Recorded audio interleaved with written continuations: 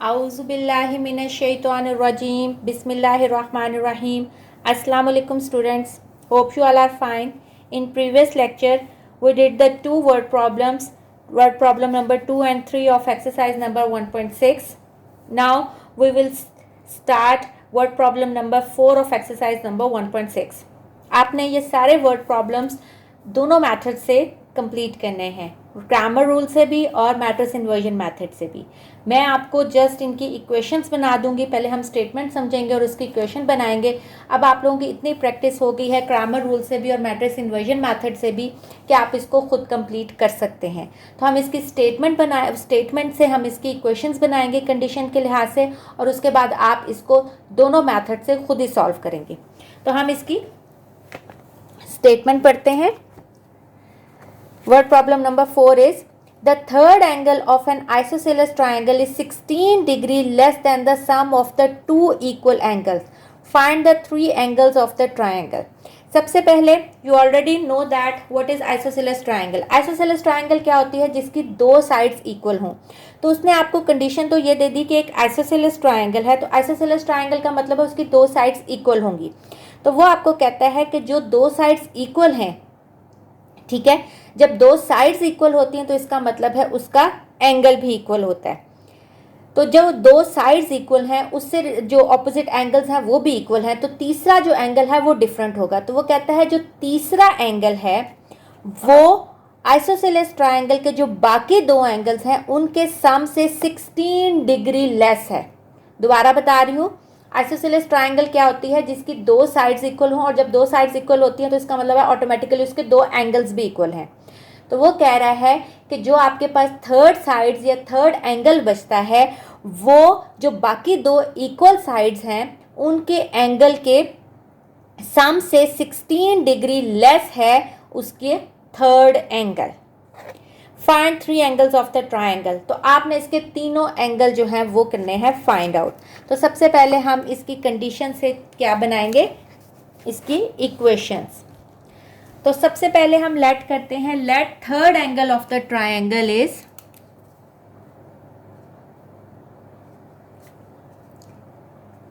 Third angle of triangle is equal to y। अब sum of two equal angles of triangle, हम क्या ले लेते हैं उसको, सपोज जो इक्वल है उनको हम x कर देंगे तो उसका सम क्या हो जाएगा, x प्लस एक्स यानी कि 2x। तो अकॉर्डिंग टू कंडीशन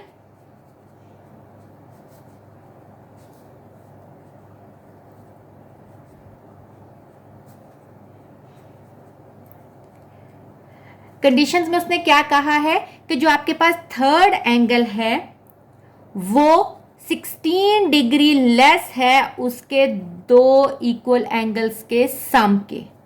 दोबारा देख लें, थर्ड एंगल बराबर है 16 डिग्री लेस के जो उसके दो इक्वल एंगल हैं उनके सम से 16 डिग्री लेस है उसका थर्ड एंगल। यही थी उसकी स्टेटमेंट कि जो थर्ड एंगल है वो 16 डिग्री लेस है उसके सम ऑफ टू इक्वल एंगल्स के। तो ये आपके पास इक्वेशन क्या बन जाएगी, 16 को इधर ले जाएं, y को इधर ले जाएं, तो ये बन जाएगा 2x माइनस वाई, और 16 यहाँ माइनस है, इधर आके क्या हो जाएगा प्लस। तो ये आपके पास बन गई इक्वेशन 1। अब अगर आप देखें स्टेटमेंट में उसने आपको दूसरी कोई कंडीशन नहीं दी हुई, जिस तरह आपके पास क्वेश्चन नंबर 2 और 3 में थी। लेकिन हमें पता है कि जब आपके पास कोई भी ट्रायंगल होती है, एज वी नो दैट कि कोई भी ट्रायंगल उसके तीनों एंगल्स का सम किसके बराबर होता है, 180 डिग्री। तो हम कह सकते हैं x प्लस, क्योंकि दो एंगल्स बराबर हैं इसका मतलब है कि हम उसको x और x तो वो, और तीसरा एंगल आपके पास y है, इन तीनों का सम किसके बराबर है 180 डिग्री। तो हम इसको कह सकते हैं 2x plus y is equal to 180 degree. ये आपके पास आ गई इक्वेशन 2। तो अगर हम इसको मैट्रिक्स इन्वर्जन मेथड में लिखें, कंप्लीट आप खुद करेंगे, मैं आपको सिर्फ उस फॉर्म में लिख के दे रही हूं। तो मैट्रिक्स इन्वर्जन मेथड की फॉर्म में अगर आप लिखेंगे तो क्या हो जाएगा, इस इक्वेशन से लिखें, फ्रॉम इक्वेशन 1 and 2।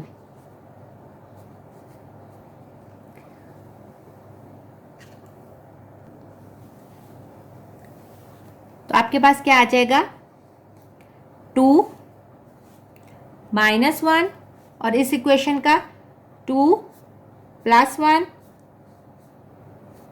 xy और कांस्टेंट क्या है 16 और 180 डिग्री। सॉरी, डिग्री का निशान यहाँ नहीं आएगा। तो ये आपके पास मैट्रिक्स इन्वर्जन मेथड से, आगे आप इसको खुद सॉल्व कर देंगे। ये a है, ये x है और ये b है, और आपको पता है x जो है वो a इनवर्स b के बराबर है, और आगे उसको आप खुद कंप्लीट कर लेंगे। मैं अब इसको आपको क्रैमर रूल से भी सिर्फ सेपरेट कर लेती हूँ, आप लोग उसको कंप्लीट खुद करेंगे। क्रैमर रूल से भी सबसे पहले a आपके पास क्या होगा, a हमने यहां निकाला है 2 - 1 2 1। अब हम निकालेंगे ax में क्या है, x वाली जो वैल्यूज हैं वो हमने नहीं लिखनी, तो x वाली वैल्यूज हम यहां से छोड़ देते हैं। और आपको पता है जब x वाली नहीं लिखते तो हम पहले क्या लिखते हैं, कांस्टेंट।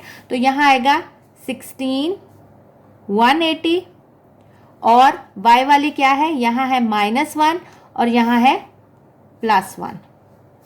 इसी तरह ay में पहले x की वैल्यू, x में क्या है, यहाँ 2 है और यहाँ भी 2 है, और फिर कांस्टेंट 16 और 180। और आगे आपको पता है क्रैमर रूल का क्या फार्मूला है, x = ax determinant over a determinant. लेकिन सबसे पहले आप a डिटर्मिनेंट फाइंड आउट करेंगे कि ये आगे पॉसिबल है या नहीं, और उसके बाद आप उसको ax डिटर्मिनेंट फाइंड आउट करके वैल्यूज पुट करके कंप्लीट कर लेंगे। अब हम इसका क्वेश्चन नंबर 5 स्टार्ट करते हैं। अब हम क्वेश्चन नंबर 5 की स्टेटमेंट पढ़ते हैं। One acute angle of a right triangle is 12 degree more than twice the other acute angle। acute angle क्या होता है, acute angle होता है जो 90 डिग्री से कम हो, उसको हम acute angle कहते हैं। उसने आपको कहा है कि जो एक एक्यूट एंगल है राइट एंगल ट्राइंगल का, वो 12 डिग्री ज़्यादा है दूसरे एक्यूट एंगल के ट्वाइस से।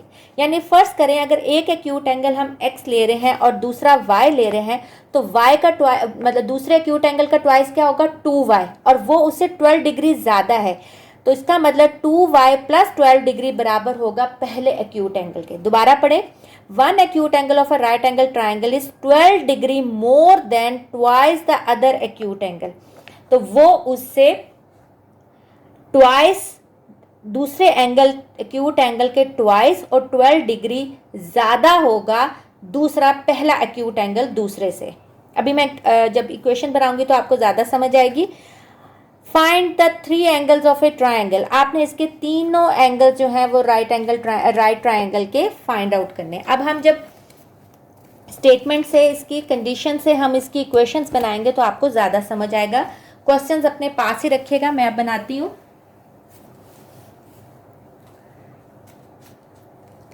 Late one acute angle of right triangle, एक एक्यूट एंगल को हम ले लेते हैं x, let other acute angle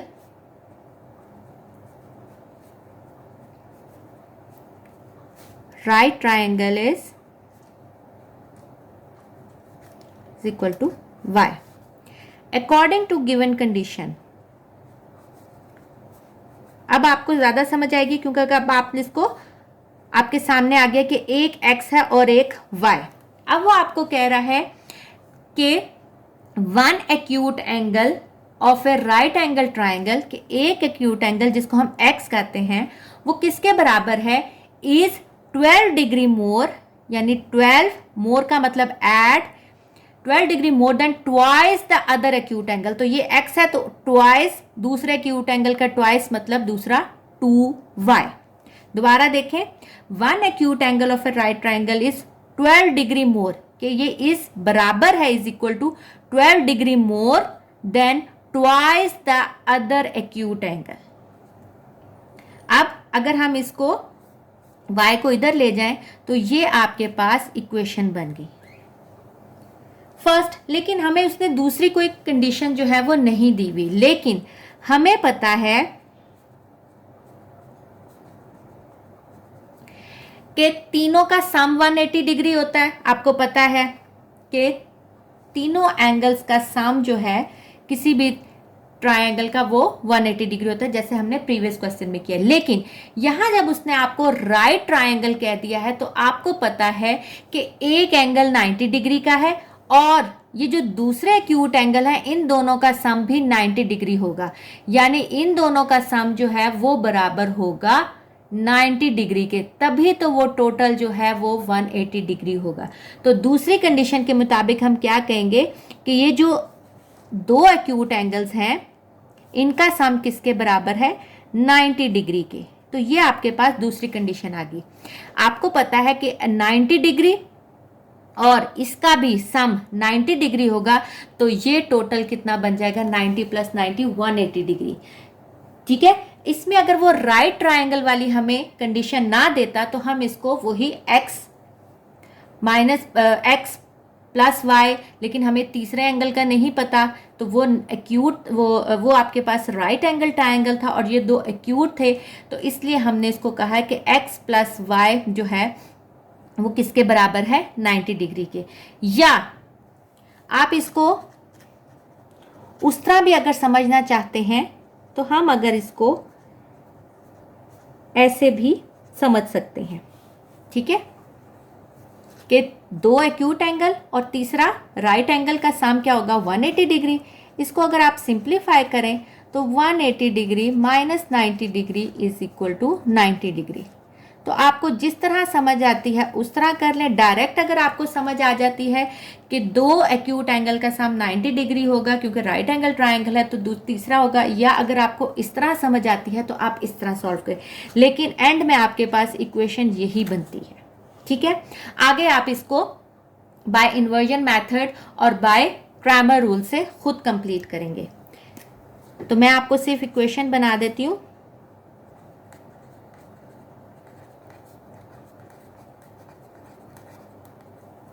तो आपके पास इक्वेशन क्या बनेगी इन मैट्रिक्स फॉर्म,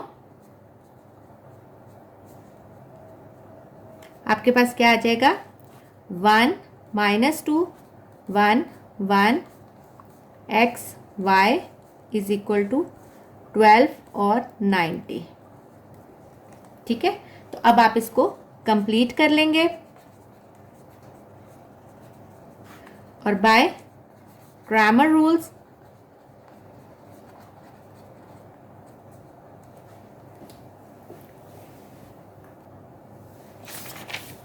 हम इसका ए मैट्रिक्स हमने बना लिया। ए क्या था, 1 माइनस 2 1 1। AX बना लेते हैं जिसमें x वाली वैल्यूज़ ना हो, x वाली ना हो, हम उल्टी साइड से शुरू करेंगे तो क्या आएगा, 12 90, और यहाँ से आप y वाली लिखेंगे -2 और 1, और y ले लेंगे पहले, अब इसमें x आएगा और फिर आपके पास कांस्टेंट आएगा। तो ये आपके पास क्रैमर रूल के ये आगे हैं, आगे आप फॉर्मूला अप्लाई करेंगे और इसको कंप्लीट करेंगे। अब हम इसका लास्ट पार्ट यानी क्वेश्चन नंबर 6 करते हैं। इसका क्वेश्चन नंबर 6 पढ़ते हैं। 2 cars that are 600 kilometre apart are moving towards each other. दो कार्स हैं, वो एक दूसरे की तरफ आ रही हैं। कितनी स्पीड, कितनी दूर हैं एक दूसरे से, 600 किलोमीटर दूर है और वो एक दूसरे की तरफ आ रही हैं, यानी उन दोनों के दरमियान, जो दो कार्स के दरमियान डिस्टेंस है वो 600 किलोमीटर का है। They speeds differ by 6 kilometre per hour, और उन दोनों कार्स के दरमियान जो स्पीड का डिफरेंस है वो कितना है, 6 किलोमीटर पर आवर का। And the cars are 123 kilometre apart after 4.5 hour, और 4.5 आवर के बाद उन दोनों कार्स के दरमियान जो डिस्टेंस रह गया है वो 123 किलोमीटर है। स्टार्ट में कितना था, 600 किलोमीटर, और 4.5 आवर के बाद उनके दरमियान डिस्टेंस कितना आ गया, 123 किलोमीटर। और दोनों कार्स के स्पीड्स में कितना डिफरेंस है, वो है 6 किलोमीटर पर आवर का। Find the speed of each car, आपने दोनों कार्स की स्पीड फाइंड आउट करनी है। तो सबसे पहले हमने फाइंड आउट स्पीड करनी है, इसलिए हम लेट भी उसकी स्पीड ही करेंगे। ये थोड़ा सा ट्रिकी है, तो गौर से सुने, साथ साथ स्टेप बाय स्टेप। सबसे पहले हम कहते हैं कि speed of first car is equal to x kilometre per hour, और speed of second car y kilometre per hour. ये दोनों के दरमियान स्पीड है। अब अकॉर्डिंग टू फर्स्ट कंडीशन उसने आपको क्या कहा है, हम डिस्टेंस की बात नहीं कर रहे, क्योंकि यहां स्पीड की बात हो रही है, तो हम भी स्पीड की बात करेंगे। तो अकॉर्डिंग टू फर्स्ट कंडीशन उसने कहा है कि दोनों कार्स के दरमियान जो स्पीड है वो कितना, उसमें डिफरेंस है, उसमें 6 किलोमीटर पर आवर का डिफरेंस है। यानी एक कार और दूसरी कार के दरमियान जो स्पीड का डिफरेंस है वो है 6 किलोमीटर पर आवर, यानी x माइनस वाई जो है वो 6 किलोमीटर पर आवर का डिफरेंस है। ये थी इसकी कंडीशन 1 के मुताबिक हमने इक्वेशन बना दी। अब हमें पता है, आप लोगों ने फिजिक्स में भी पढ़ा होगा कि डिस्टेंस जो है वो किसके बराबर होता है, टाइम इनटू स्पीड। ठीक है, अब टाइम हमारे पास कितना है, 4.5 आवर। अब इसको अगर हम फ्रैक्शन में करें, ये होल फ्रैक्शन से, तो क्या होगा, 4 2 जार 8, 8 + 1 9/2 आवर। ठीक है, ये आ गया आपके पास टाइम। अब हमने डिस्टेंस में इसमें वैल्यू पुट करते हैं। तो सबसे पहले हम लिखते हैं distance covered by first car, फॉर्मूले में पुट करते हैं। पहली कार ने भी कितना टाइम लिया, 9/2, लेकिन स्पीड उसकी कितनी है, हमने अभी लेट क्या की थी, speed of first car x, तो ये आ जाएगी x। ठीक है, तो हम इसको कह सकते हैं distance covered by first car d1 जो है वो बराबर है 9/2x के। इसी तरह हम distance covered by second car, तो डिस्टेंस में सबसे पहले हमने क्या है, टाइम उसका भी 9/2 है, लेकिन स्पीड उसकी क्या है, y। तो हम कह सकते हैं d2 आपके पास क्या है, 9/2y। अब हमने ये निकाला है अभी तक सिर्फ डिस्टेंस, लेकिन उसने हमें शुरू में जो डिस्टेंस दिया था दोनों कार्स के दरमियान वो कितना था, at start distance between two car was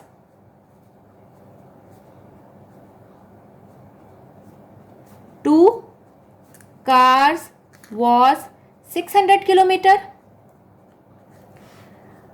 but after 4.5 hours distance between them is 123 kilometre. लेकिन 4.5 आवर के बाद उनके दरमियान कितना डिस्टेंस रह गया था, 123 किलोमीटर। तो उन्होंने कवर कितना किया, कवर हम कैसे निकालेंगे, 600 में से 123 माइनस करेंगे तो इतना डिस्टेंस उन्होंने 4.5 आवर में कवर किया। ठीक है, तो हम कहेंगे इट मीन्स टोटल डिस्टेंस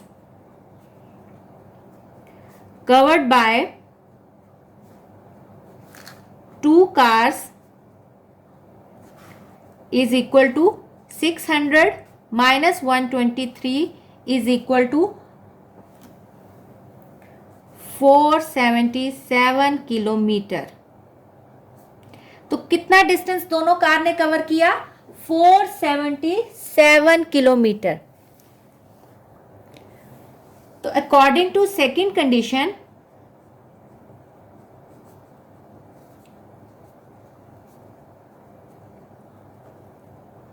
आप लोग इसको बेशक हाईलाइट कर लें, बॉल पॉइंट से लिख लिया करें। अकॉर्डिंग टू सेकंड कंडीशन आपके पास क्या आया कि D1 और D2 का सम कितना हो गया 477, लेकिन D1 हमने अभी निकाला था वो था 9/2x और D2 हमने निकाला था 9/2y, तो ये आ गया आपके पास 477। ये आपके पास इक्वेशन बन गई है, लेकिन ये आपके पास सिंप्लीफाइड फॉर्म में नहीं है। हम इसका एलसीएम लेके इसको सिंप्लीफाइड फॉर्म में करेंगे तो ये आपके पास इक्वेशन बन जाएगी। एलसीएम लेंगे हम तो ये आपके पास डिनोमिनेटर दोनों का सेम है, तो ये एज इट इज आ जाएगी। ये इधर डिवाइड हो रहा है, वहां जाके मल्टीप्लाई होगा, तो ये आ जाएगा 954। अगर आप यहां देखें 9 कॉमन है तो ये यहां मल्टीप्लाई हो रहा है, वहां जाके डिवाइड होगा, तो ये 9 1 ज़ा 9 और 9 6 ज़ा 54, तो ये आ गया x + y = 16। तो ये आपके पास आ गई दूसरी इक्वेशन। इस तरह आपके पास 2 इक्वेशंस आ गई हैं। आप इसको मैट्रिक्स इन्वर्जन मेथड से और क्रैमर रूल से इसको खुद कंप्लीट करेंगे। मैं लिख देती हूँ, complete it by matrix inversion method and Cramer rule. एक दफा मैं फिर बता देती हूँ इस क्वेश्चन को, ये थोड़ा सा ट्रिकी था। आपके पास 2 कार्स हैं, उन दोनों कार्स एक दूसरे की तरफ आ रही हैं, उन दोनों के दरमियान डिस्टेंस जो है वो 600 किलोमीटर का है। 4.5 आवर्स के बाद उन दोनों कार्स के दरमियान जो डिस्टेंस है वो रह गया है 123 किलोमीटर, और जो दोनों कार्स हैं उनकी स्पीड का जो डिफरेंस है वो है 6 किलोमीटर पर आवर का। आपने उन दोनों कार्स की स्पीड फाइंड आउट करनी है। सबसे पहले हमने लेट किया कि दोनों कार्स की स्पीड जो है वो क्या है, एक की x किलोमीटर पर आवर, दूसरे की y kilometre per our. First condition के मुताबिक इन दोनों की स्पीड्स का जो डिफरेंस था वो कितना था 6, तो हमने कह दिया x - y = 6। ये तो बहुत आसान कंडीशन थी। अब हमें दूसरे कंडीशन के लिए हमें स्पीड के रेफरेंस से ही निकालनी है, तो हम क्या करेंगे, हमें तो उसने डिस्टेंस दिया है, टोटल डिस्टेंस कितना है हमें पता है, फॉर्मूला टाइम इनटू स्पीड। तो डिस्टेंस जो है वो हम निकालेंगे कैसे, हमारे पास टाइम जो है वो 4.5 आवर है, यानी 9/2 आवर्स। तो स्पीड जो है हमने फाइंड आउट करनी है, तो हम उसकी जगह x हमने लेट किया हुआ है। तो हमने पहला जो कार ने डिस्टेंस कवर किया D1 वो 9/2x है और D2 जो है वो 9/2y है। अब दोनों ने जो कार्स ने डिस्टेंस कवर किया था वो 123 किलोमीटर रह गया था, तो कवर कितना किया, 600 में से 123 माइनस किया 477 किलोमीटर। तो हम कह सकते हैं कि आपके पास टोटल डिस्टेंस जो है वो D1 + D2 कितना उन्होंने दोनों कार्स ने किया 477, और यहाँ से हमने एलसीएम लेके उसकी सेकंड कंडीशंस के मुताबिक भी हमने इक्वेशन बना दी। होप कि आपको समझ आई होगी। इंशाल्लाह हम नेक्स्ट लेक्चर में रिव्यू एक्सरसाइज करेंगे और आपके पास ये चैप्टर जो है वो कंप्लीट हो जाएगा। ओके स्टूडेंट्स, टेक केयर, अल्लाह हाफिज़।